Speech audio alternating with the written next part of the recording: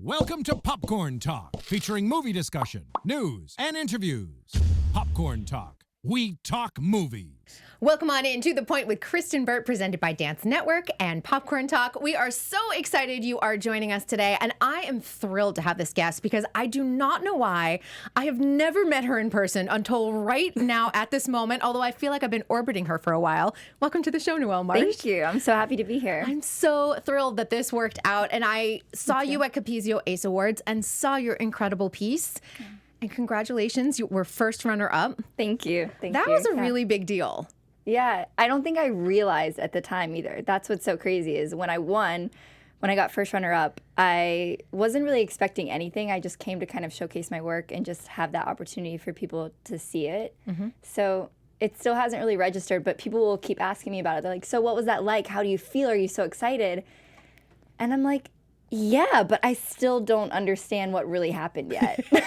I can tell you. I was in the audience. I watched it. And for people that aren't aware of the Capezio A.C.E Awards, they used to be in New York. They were moved to Los Angeles this year, so it's kind of fun for us to have it and be able to see it. What inspired you to enter?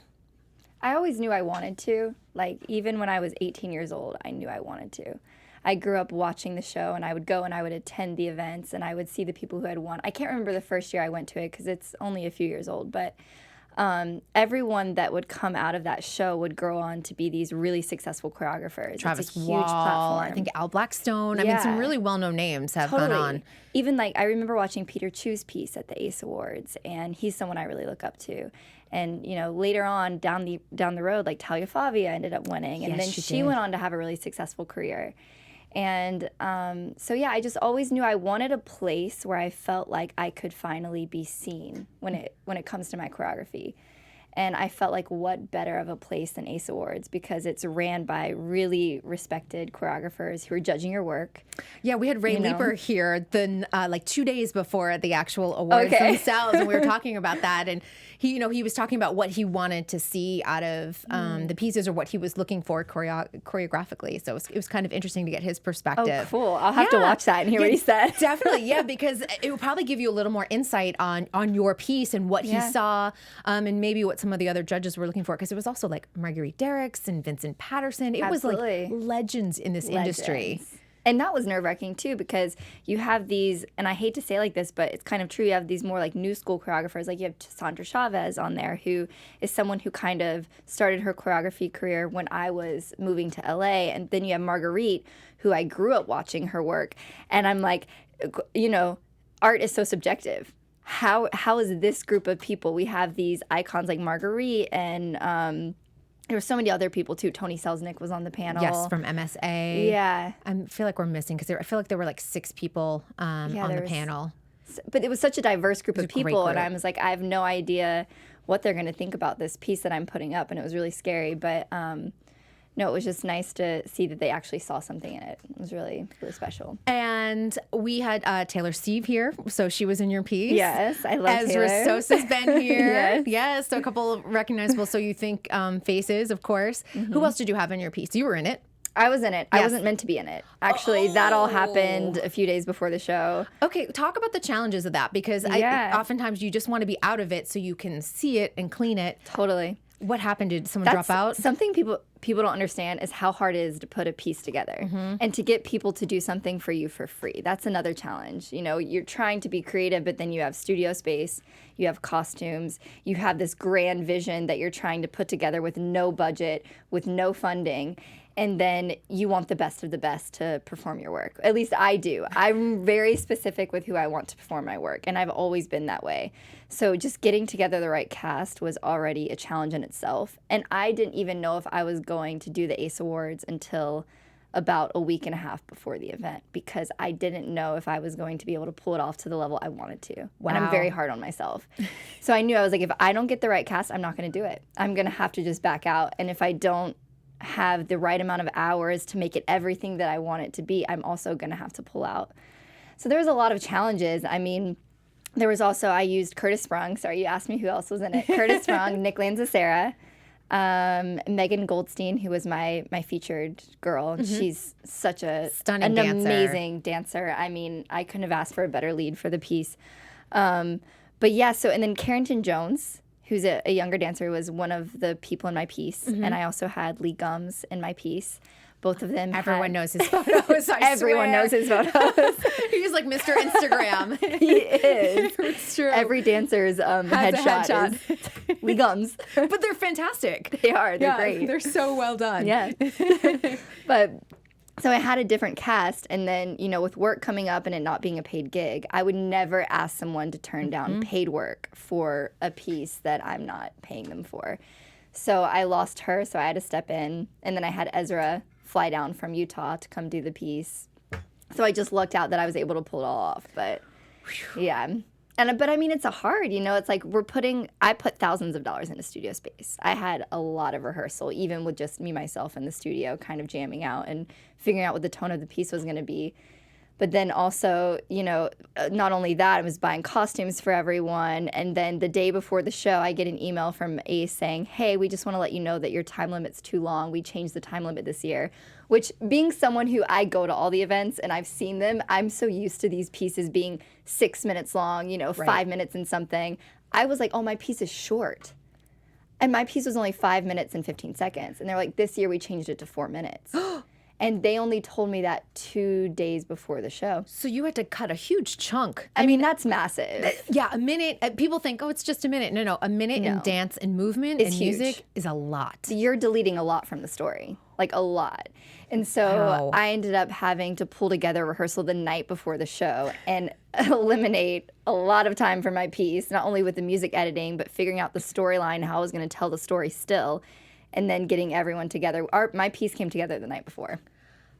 That's nerve-wracking. I mean, you have pro dancers. They're going to pull it off for you. But I think just even as a choreographer, you're thinking, oh my gosh, how are we going to pull this all together? 100%. The stress is so real, especially for someone like me. I'm so analytical about everything. I go home at night and I don't sleep. I'm dreaming about the piece. I'm waking up thinking about the piece. And do you wake up with I wake up with a stomach ache. And I'm just like, I can't eat anything right now. All I'm thinking about is are we going to be able to pull off this 4 minutes now?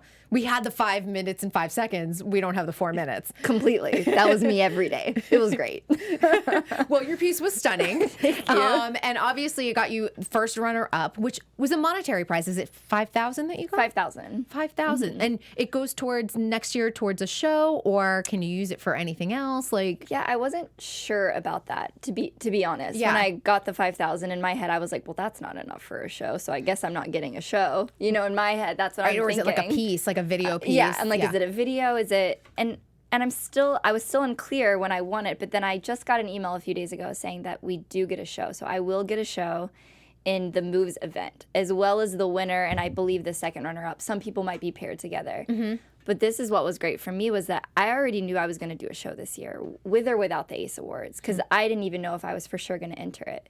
So I was already preparing for one and planning and kind of thinking about the options of what I was going to do as far as like a GoFundMe, or if I just wanted to teach a lot or find an investor or kind of pitch my show to a museum or find a residency somewhere. Mm-hmm. These were things that were already in the future for me, and I was set on them. So just kind of having this platform and even getting $5,000 or whatever was just a bonus for me, because I already knew I was going to make it happen either way.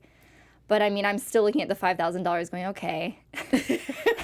I still need some funding. I'm still going to have to figure out the funding and build on that. Will they at least, because you'll be a part of Moves at the Mont Blanc, I guess next January, right? Is that how they're going to do it? Or I think they're actually planning to do it this year. Oh, okay, which great. is good for me, because that was my goal, was this year I'll have You want a show. it in 2020. Do they at least rent the theater space for you? And they do. Okay, good. And that cuts a huge cost. That does. But I will pay my dancers. Yes, you will. I will, and I will pay them fairly and how they deserve to be paid. So that's my biggest thing. I think that's really important. It's an important topic, and it's one that comes up a lot lately in asking people to dance for free. And, and there's times and places for it, I think, especially if you're trying to get like a reel together or something like that. Totally. And then there are other times where if you're really putting out like a pro piece, or you're asking them to do a pro show and take time out for rehearsals and everything. Yeah. You want to be paying. Absolutely. Yeah, and it's a hard thing in the industry, and it happens even on the reporting side, believe it or not, on the TV host side. And I think people are asking, like, you got to pay something just to honor their time that they've given to you. For me, I do a lot of free work, to be honest. As a dancer, I always did. So I also value that because I think there's a lot to be said for experience and being around people that you admire and respect. And I'm all about being a part of something that I'm artistically attached to or drawn to. And if that means no money's coming in, I'm still equally as fulfilled. And it's just adding to my belt of tools and experiences that I can now offer moving forward that better prepare me for the higher paid jobs. So I'm not an advocate for always saying no to things that aren't paid because I don't know, I kind of built my career on doing that. And I think a lot of people now are so thankful for the time I put into them and invested into them that they look out for me. That's great. And I've built these relationships off of that. And I feel that way towards my dancers. Anytime someone gives me their time, I never forget it. It's like the biggest gift to me. And I will always, in whatever way I can, when I do have an opportunity, I pay them back first before the person who said no to me. I pay those people back. That makes sense. And, Sandra Chavez said a very similar thing to me. She said, occasionally I do need dancers for free, or I need like a skeleton crew to work something out. But then when the paying job comes around, guess who I'm paying back, or guess who I'm reaching out to first? It's all of them because they took time. Yeah. And that's a good way to kind of like run your business, honestly, because that way you can go, hey, we've got this opportunity. It's a nice paying gig. Are you available? Yeah. I'd love to be able to get you on this project. I think you pay people when the money's there. Right. If the money's there and the choreographer is taking 3/4 of the check that's allotted to the dancer's time, and then the dancers are getting this small portion, I think that's when it's wrong. But I think if the choreographer is dividing that money fairly and the production is dividing it fairly based off the funding that's going into it, I think that's when it's a bigger conversation. If you're doing this massive event and you're getting paid only $1,000 for the 2 weeks that you're spending, I mean, it makes no sense. Then at that point you say no. But if there's no money going into a project, you can't really expect the world of someone. It's case by case. It really is. think. And that makes a lot of sense. And, the arts cost a lot of money. They do. I don't think people realize or think about it. They're just like, just get some, outfits and go out there and dance. And you're like, it doesn't work that way. It's not that simple. You just don't like throw something together. It's a lot of hard work. When did you realize, I do think it's a calling. When did you realize you had a calling for choreography?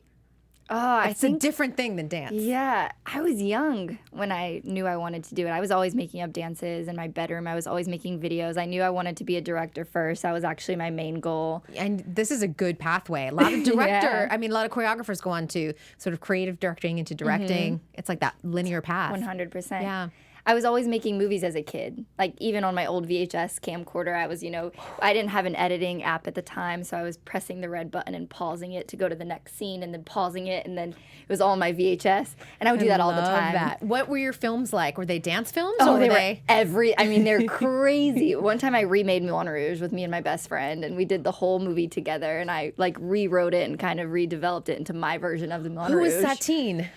Satine was my best friend, Emily. I love it. Right, and I was the guy, of course. I had my hair all up. I had on the little tank top and the leather jacket. It was great. It was a good time. One day I'll have to pull that one up. Did you redo the whole Tango Roxanne scene? Oh, we did everything. The dying scene's the best though. Me being dramatic and crying, and then the kissing scenes when we were young. I was 11, so it was holding him out. I think you need to get these and transfer them from VHS to digital and show them. You have them? I do. I have them. You should put them on your YouTube channel. Okay, I will. I think so because I really want to see I'll that let you now. know when I do that. I'm totally and the ready. ones that I would write, the scripts that I would write, those are the best. Those are hilarious. I would write movies and then have my friends learn the script, and then we would do them. But So the calling came early. That's interesting. Early, but that was basically, so what I was getting to is that first directing thing that I wanted to do as a kid. I used to always say, this was very ambitious of me, and I laugh at it now, but I would always say I wanted to be the youngest, most successful female director.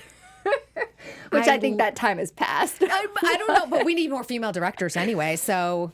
We do. Yeah, but that was what I initially wanted, and then I started choreographing more and filming that. I would film my work, I would get into a studio, I would play with my friends.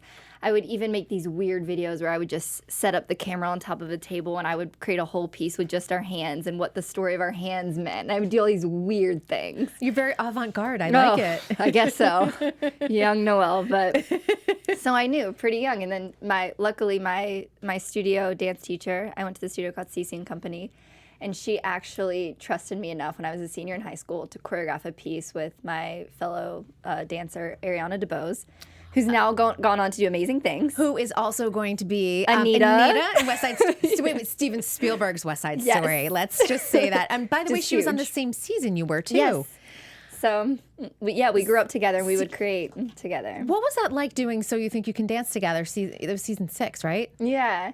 We didn't really want anyone to know that we were from the same studio because we didn't know how that would affect us. I know, it's so weird how, everyone always worried about the voting and, you know, what people would think and everything. And she was voted off first, which I think she's done incredible things. Tony nominee. Which was devastating for all of us because she's just so talented. So talented. Yeah. But, I always like to say being voted off first does not define you because it has nothing to do with your talent. No. At Nothing. all. Nothing. Nothing. Nothing. But yeah. That was great. And she's just so incredible. And even just like growing up dancing with a person like her pushed me so much. But it was truly like our dance teacher trusting us to do a piece together, letting us choreograph. We did it at a nationals called NYCDA, which is this huge dance convention. And it won best choreography. And we're just these 2 young girls who were just like trying it out, just doing a piece on our studio, and it won best choreography at nationals. Wow. Judged by like Jason Parsons, and I think it was maybe Lauren Adams at the time. And those were people I looked up to and who would choreograph on us. It was a huge moment, I think, for both of us. And that was when I really knew I was like, okay, I should believe in myself that there's something here. Gives you validation that, yeah, you're like, I have a talent for this. Yeah. Was So You Think You Can Dance always on your radar? Because you were kind of in that height of like the So You Think craze. Yeah. And you were in that season that was in the fall. You're the only fall season, right? Yeah. Unfortunately. Okay, how do you feel about that? It's been interesting. We had Molly Gray in here recently. Okay. And I talked to Eleanor Scott because it was 10 years for you guys last year, believe it or not, which is incredible. And they were kind of like, we didn't get a tour, which was a bummer. But then at the same time, I went out and started working right away and didn't have that interruption. That's true. And so they kind of were like, in hindsight, it was a blessing. I actually agree with that big time because, I think initially we were all kind of upset because we felt like we didn't get the full experience of the show since it was a fall season.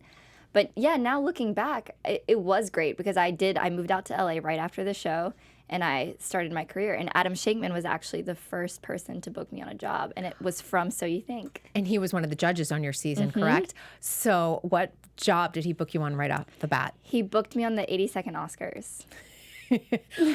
No big deal. Yeah. Wait, it was so huge. You're just like out of high school. You do So You Think You Can Dance season 6. You're like, okay, I don't get the tour, and then you go straight to the Oscars. It was unbelievable. It was maybe my first week of living out here that I auditioned for it. And then he booked me, and he had me walking out with Neil Patrick Harris in my right arm, opening the entire show as I'm sitting there and watching Sandra Bullock and Meryl Streep right there in front of me. And I'm just, with all the nerves in the world, getting ready to walk out with NPH in my hand. And it was truly surreal. That's a cool story. And you know what? Back home, everyone's like, holy cow, she's made it. Because the Oscars are everything. Yep. Like, wait, we know her.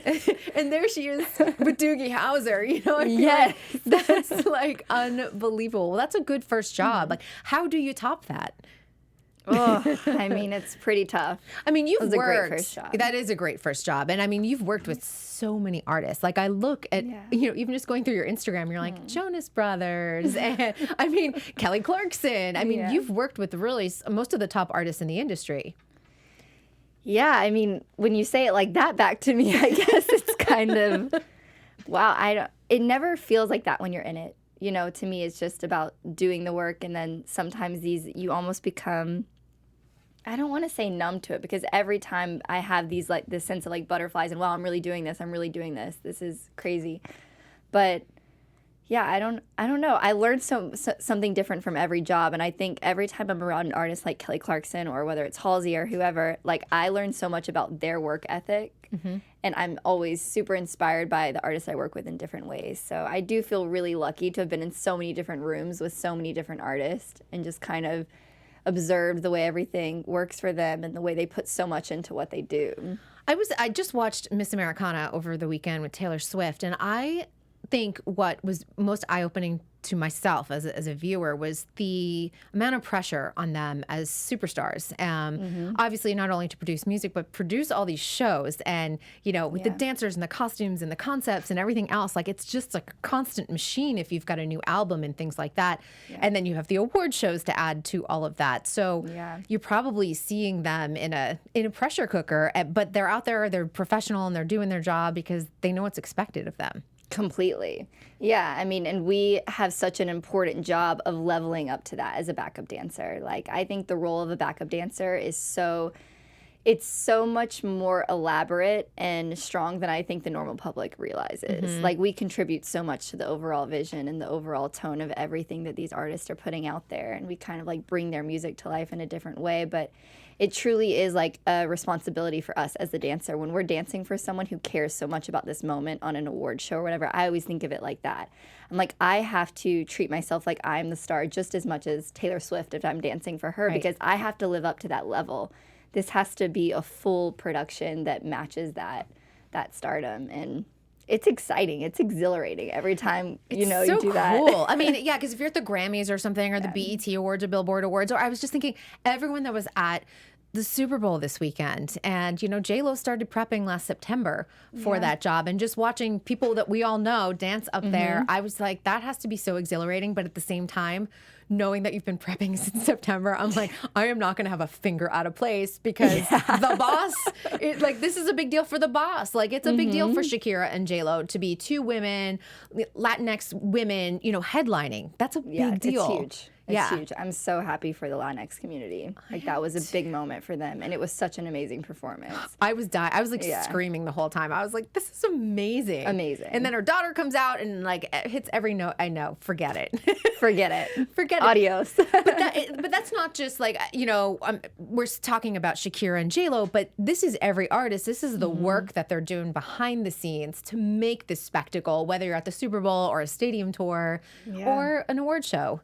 Yeah, 100%. And you don't ever want to be that one person who, like you said, has a finger out of place.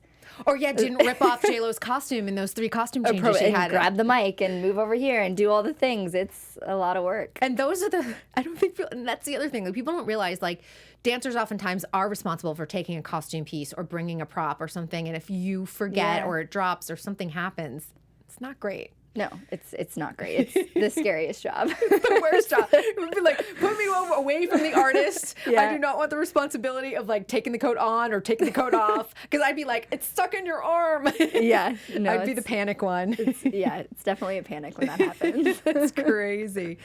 Do you look back on your time at So You Think You Can Dance? Like, what do you think the greatest gift it provided you in your dance career? I think the greatest gift was, when I'm thinking about it now, I'm trying to really think. I think it was just getting me out here to LA. I think for me, I came from a super small town where... You were in North Carolina? Yeah. Okay. And I was in a town where, we had 2 studios. Only one of them was competitive. People didn't really understand dance as a career. A lot of people were telling me that was a really ridiculous choice. You're going to college and you're going to get your degree, and that's what and then you get a job. And then you have a family, and then you do all these things in order.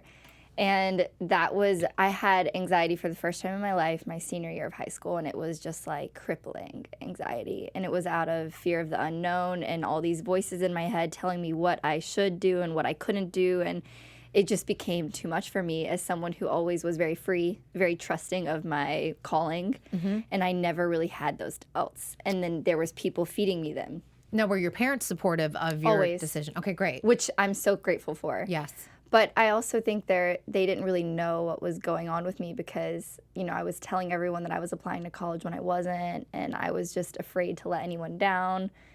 Or I didn't want to deal with any more voices. So me just saying that I was applying to college isn't kind of shuts lying the conversation shuts down. It down, and then I don't have to hear anything else about it. Yeah, you're like, I'm applying to UNC, and it's goodbye. All the typical schools, I would say. Whatever's around there, done. Completely. How did you manage your anxiety? Because anxiety is something that I think a lot of us live with, and especially in an age of social media, I think it heightens anxiety for people a lot of times.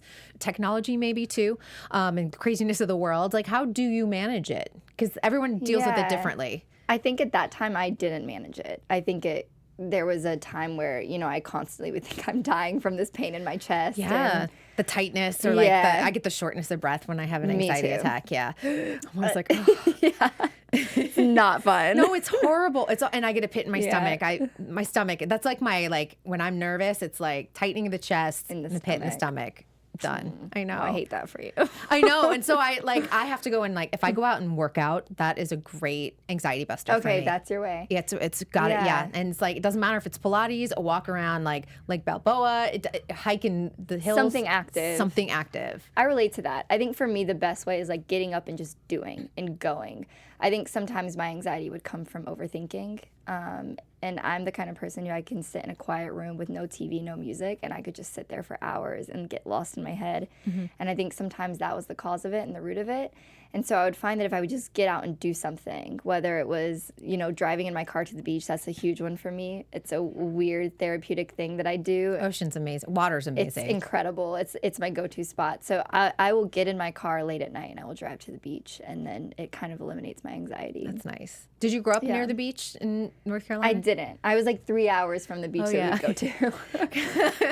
I spent my summers at the beach, and that is always a calming sound to me. Just me too. Listening to the waves crash. Me too. It's yeah, it feels so good. But we're lucky because it's only about 20 minutes away if so there's no easy. traffic. Yeah. Depending on the traffic and everything. Yeah. The other thing and I feel like this show now is kind of mythic in the dance industry is all the right moves you did with the creation of Shaping Sound. Oh my gosh, throwback. It is a throwback, but if you talk to people about it, people are like, "Oh my God, I love that show." And it was really? "Oh yes." And you have to buy it. You have to buy it's $13 on Amazon because it's not. It still exists. It's still available. It's on Amazon. Yes, you have to buy it, but it's not like Amazon Prime. But I'm like, Amazon Prime, I'm letting you know, if you throw it on there as a freebie, people will rediscover it. I'm telling you. But I find that, this is serious. People are like, why can't I find clips of it? Because there's not a lot of clips around of it or anything else like that. It kind of just wiped itself from existence. It did. And I don't think Oxygen realizes that there's a market for it. Trust me.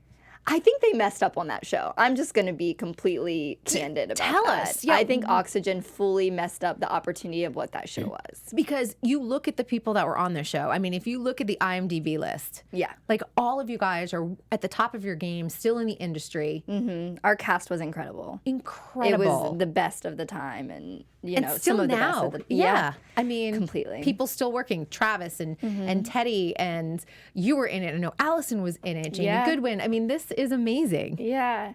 Matthew Peacock, who's now going on to choreograph for Billy. I mean, the cast just goes on and on, but it's I think that what happened is, and I think this happens a lot in reality TV when people aren't smart, and I think this is what happened with Oxygen.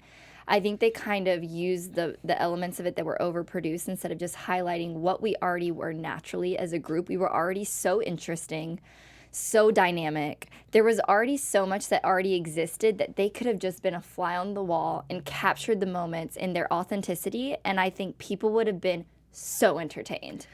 Because truly, I think that's where they went wrong. They felt like they had to overproduce it, and I believe the viewer senses that. It's to me, the new Netflix series Cheer does a beautiful job of that. It doesn't feel overproduced. They just allow the things to unfold and to happen. And it's highly entertaining because you feel it. You're drawn into the realness of it. And I think that's where they failed. I think that they thought Middle America wanted this thing, and I think they didn't highlight enough of the creative process because they felt like people weren't interested in that. And I think our creative process, if they would have just had the camera in the room, was already so intriguing and captivating. The things that we would go through to make something happen.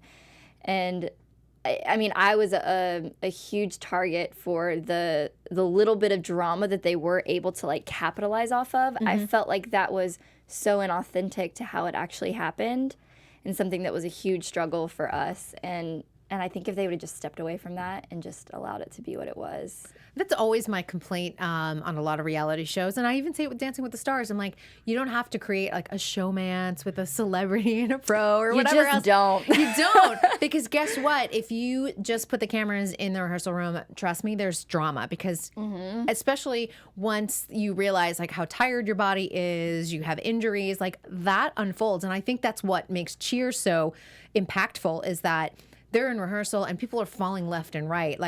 Are they going to get to Daytona with their, who's going to get to Matt? And that is the drama. Yeah. They didn't need to pretend that someone's not going to get to Matt. And if you guys haven't seen Cheer, get yourself to Netflix and binge watch it because it's amazing and it's uplifting. And that guy, Jerry, I was like, I want him to cheer me through the rest of my life because it was amazing. He made me sob. I know, he was the best. And the whole drama is like, is he going to get to Matt? Because he's not one of the superstars on the team. And Yeah. and but watching all that play out, that is what you need to do, and let it just happen and let it unfold. And I think that that's a really good bit of criticism when it comes to even a lot of the dance shows. I think people are seeing more of that now. I think I've spent a lot of my career with people telling me, oh, but people won't get that, people won't get that, people won't get that. And that's always been a huge frustration of mine, because we don't know that. We're dumbing down the work to hope that the viewer can absorb it, but we tell the viewer what they should get.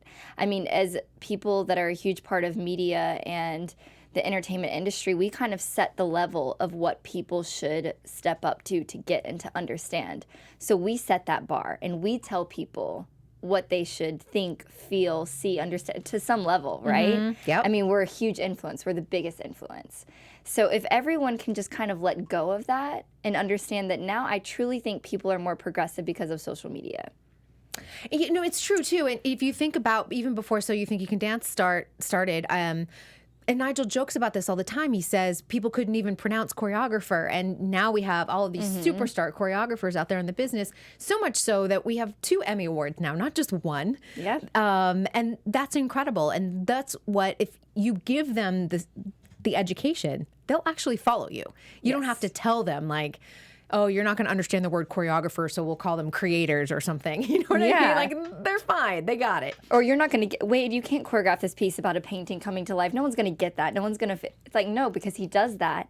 And then all of a sudden people start to get it, and people love that. That's right. But on some platforms, I'm sure people have told him no to some of his concepts because they're so kind of out there and abstract, but they make everyone feel something. At least I think so. I think so. I mean, there's a reason. There's a reason why these shows have been on, especially, you know, So You Think, and Dancing with the Stars is a little different element because that's more of like a reality show. But So You Think for sure has created a whole language of dance for so many people that were never involved with dance to begin with. People are always like, it's my favorite one, because people love seeing the 18, the 20-year-old like come from the middle of nowhere and all of a sudden dance their heart out, and, you know, America loves them, and you're like, yay. Even if they don't win, they're like, oh my God, they were my favorite. And the thing I love about So You Think is it highlights the story of what the piece is about, whereas if someone's just watching the piece, they wouldn't necessarily get it. But we're kind of teaching them how to understand this art form and this language, because we give them the backstory of what the piece is trying to say and tell you. And that's what I love about it. Yeah. I know, it's so cute. And we're going to do it in like a minute and a half. Good luck. Yeah. Good luck. Good luck. You worked with Nigel again. You did his show Every Single Step, didn't you? Yeah. You won. I did. Season 2? I did. That must have been kind of fun. I mean, it must have been like, what a cool experience to like go back and work on a show where someone had been, you know, at the formative part of your career. And here you are as a choreographer going in. And if anyone didn't see the show, it was on Verizon's, I think, mobile platform. Wasn't it was an app called Go90. Go90. It doesn't exist anymore, unfortunately. Sad day. I know. But I thought that the concept was really good. And I think if they had more eyeballs, I think it really would have had multiple I agree. seasons beyond. I think it was only 2 seasons. Yeah. Yeah. I think it was a great idea. It was like Project Runway for choreographers. You know, you have a challenge and you would have to organize this piece in sometimes 2 hours, which was really not realistic for how you would probably do it in the real world, because you'd want more time to kind of invest in the piece. But it was very high pressure, very stressful. But again, it was another situation that I just wanted to prove to myself that I could do it. And it was another chance for me to kind of stop hiding. I think I spent a lot of time hiding. And like, since So You Think, I felt like no one ever really got to see the full capacity of what I was as an artist. And that was always really hard for me, being so young, being 18, not understanding the reality world yet. Right. I didn't know all of the ins and outs of it. There's a storyline. There's a lot that goes into that, everybody. Yeah, I know. I've talked about it with a lot of people. I'm like, there is a storyline, and the producers are there to create something for you that isn't always authentically you. So, or they just highlight one part of you that fits what they need. Right. So, that character or that stereotype of like. Yeah, and I was like, I want to show these other sides. I want to show them. But, you know, it's not always meant for every platform you're on. And I think I had to kind of face that. But this was another opportunity for me to just show a different side and to really just kind of be brave enough to go in and start seeing myself as a choreographer. And this was a few years ago. And then, yeah, and then just winning again, it was like a bonus. It was, again, a situation like Ace Awards.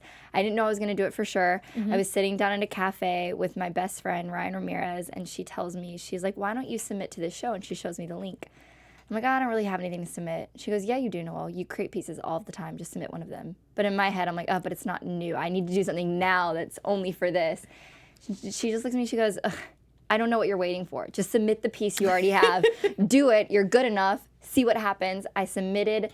It was the day before the deadline, and sure enough, they get back to me saying they want me on the show. And then fast forward, it just all kind of happened. I didn't really know what to expect, and then I came out winning the $25,000, and Crazy. it was just, yeah, just a crazy experience. And I hate that so many people didn't get to see it because it was on such a small platform, but I think that show was truly had something. What does the $25,000 go towards? Do they want you to create a piece or Anything. Anything you Anything. want? It honestly funded me for a year of creativity.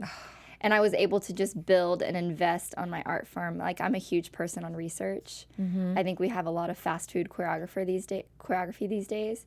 I think even on award shows, we throw them together way too quick. Whereas back in the day, maybe 10 years ago, they would have 2 weeks to rehearse. We do them now in a day sometimes. Wow. And I'm just a firm believer, and I will rewrite something over and over. I will write it, I will erase it, I will write it until I get to the perfect place with my work. And I will do that as long as it takes before I put it out there.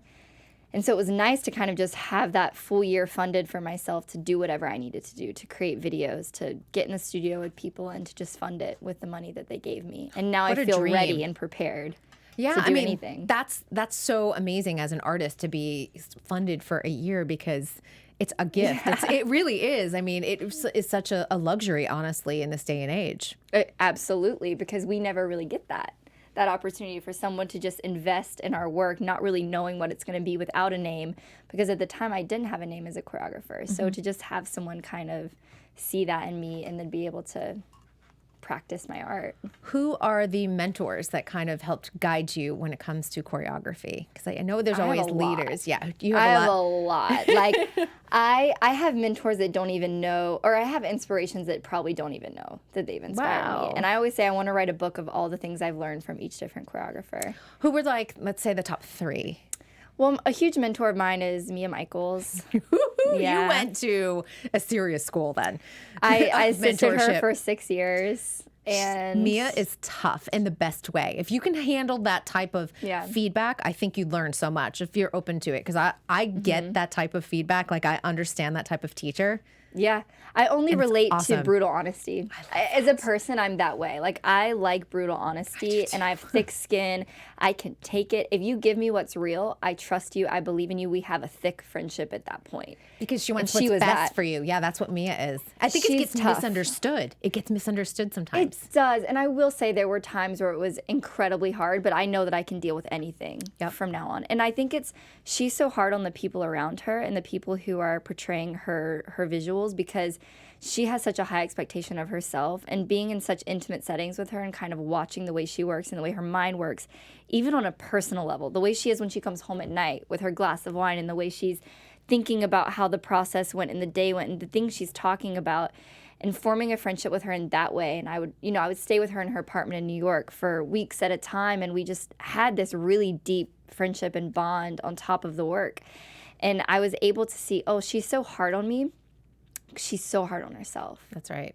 She has such high expectations. She would really go through the ringer with herself on, how do I make this the best thing that it can be?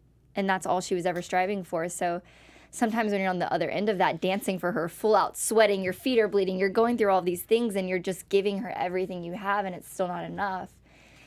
You're like, what more does she need? What more could I give? But now, because of that, I have that same expectation of myself. That's right.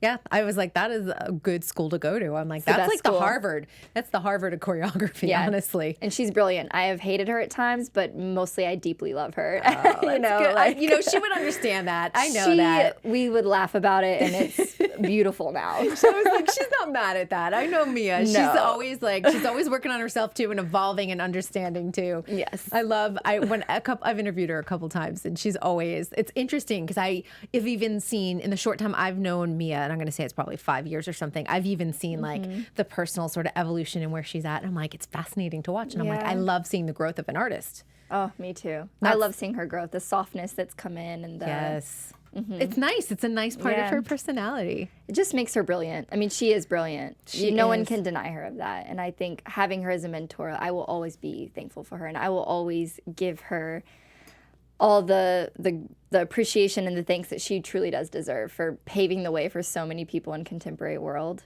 Like, she put it on the map for So You Think too. And I think a lot of people don't appreciate that enough because I'm like, you went and watched So You Think sometimes because you're like, what's Mia Michaels going to do this week? That was me as a kid. As a little girl, I was watching the show for her piece. I always watched for her and Wade. And it's not to take away from anyone else, but that was what I was drawn to. Like, that was my taste. That is perfectly, everyone has different tastes and everyone had different favorites on So You Think. But there are some choreographers that really kind of opened people's eyes, whether they knew what choreography was or not, or understood the dance world or not. There are a few choreographers that really made a huge impact on those early years. Yeah, and they were mine. And so being able to work with her later was, that day I got that phone call was a big day for me. It's a dream come true, honestly. Yeah. It is. It's like, I always wanted to train with the best of the best at what they did. And I always knew, as much as I wanted to be the leader of the room and I wanted to be the overall visionary of something, I knew I wanted to train with those people first. I always valued that. I always wanted that, and I'm still doing it. And everyone's always telling me, Noelle, just step into choreography. You're ready. You could be doing these big jobs. And I'm like, I know. I trust the timing. I'm not worried about it happening. I actually really love the balance that I have of being a dancer, a performer, still assisting. I still assist choreographers, and I still love assisting because I am learning from them. I'm always on the job with them, taking notes about what they do that works, what I love about their leadership skills, what I love about their creative process. And I feel like I'm just forming all these tools so that when I am the leader one day, I'm fully prepared and I'm fully ready and I've learned from the people that have come before me. And I think for me, I will be the choreographer. I still am a choreographer, but I like doing all the other things as well. I love that. And you're like leading the way for the next generation too. Yeah, completely. I do have to say really quick, Brian Freeman's another person for me. I just can't mention Mia Michaels and not mention Brian because he's someone who I think that people don't realize how incredible his force is in the industry necessarily, because I think he is one of the people that has shown me he is able to support so many other people and he's never worried about it taking away from him. He will nurture the younger generation and he has given me so many opportunities that he doesn't have to give me just based off the fact that this man can see brilliance and in a room full of thousands of people, he will spot out every single person that has something. I'm sure he misses things every now and then, but I truly think he sees it all, and he nurtures people, and he believes in them when no one else does. Oh, I love that about him. I just watched Toxic again because he created Britney Spears' Toxic video. Yeah. They had an MTV special on it, and I'm like, oh, this is fascinating to watch. It's like a time capsule of everything that happened. Well, believe it or not, we're out of time. You're kidding. No, I'm kidding. I looked up and I'm gosh. Like, 0. We're out of time completely. We could go on for another How hour. did that happen? No, it just slipped away from all of us. But, it was such a pleasure finally meeting you. It's ridiculous that it took this long, of course. I know. But, come back anytime. Seat is always open for you. So nice to meet you. Nice to meet you, too. And just really excited to see where your choreography career goes and your show, and a lot of excitement for 2020. If people are not following you already on social media, where can they find you? They can find me at Noelle Marsh. It's NoelleMarsh. Perfect. All right, you guys, we want to thank you so much for joining us here at Dance Network, To The Point and Popcorn Talk. I want to remind you guys that next week I'll be in Vienna, Austria, and we pre-taped a show for you already. So the good news is you will have a show, and it is with Britt Stewart. So come back and join us next week, same time, 3 p.m. Pacific time, 6 p.m. Eastern time. We'll see you all in a couple weeks, but there is a show next week. Don't miss it. From producers Maria Menounos, Kevin Undergaro, and the entire Popcorn Talk Network, we would like to thank you for tuning in. For questions or comments, be sure to visit popcorntalk.com. I'm Sir Richard Wentworth, and this has been a presentation of the Popcorn Talk Network.